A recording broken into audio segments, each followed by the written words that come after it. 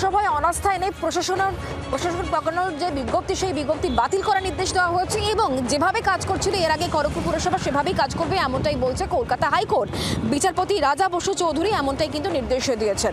এই বিষয় নিয়ে অনবাংশ নিয়োগী আমাদের প্রতিনিধি এই মুহূর্তে আমাদের সঙ্গে রয়েছেন টেলিফোন লাইনে, তার কাছ থেকে আরও জানবো। তবে তার আগে আরও একবার আপনাদেরকে জানিয়ে রাখি যে বিষয় কলকাতা হাইকোর্টের তরফ থেকে স্পষ্ট করে বলা হয়েছে, খড়গপুর পুরসভায় অনাস্থা এনে প্রশাসক বসানোর যে বিজ্ঞপ্তি, সেই বিজ্ঞপ্তি বাতিল করা হয়েছে। আগের মতোই কাজ করবে খড়গপুর পুরসভা, নির্দেশ হাইকোর্টের নির্দেশ দিলেন বিচারপতি রাজা বসু চৌধুরী।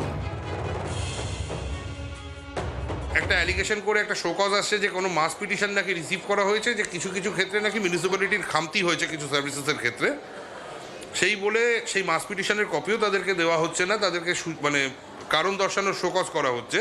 শোকজের রিপ্লাই দেওয়ার পরেও দেখা যাচ্ছে হচ্ছে যে তারা একটি অর্ডার পাস করে দিয়ে মিউনিসিপ্যালিটিকে ডিসলভ করে দিচ্ছে।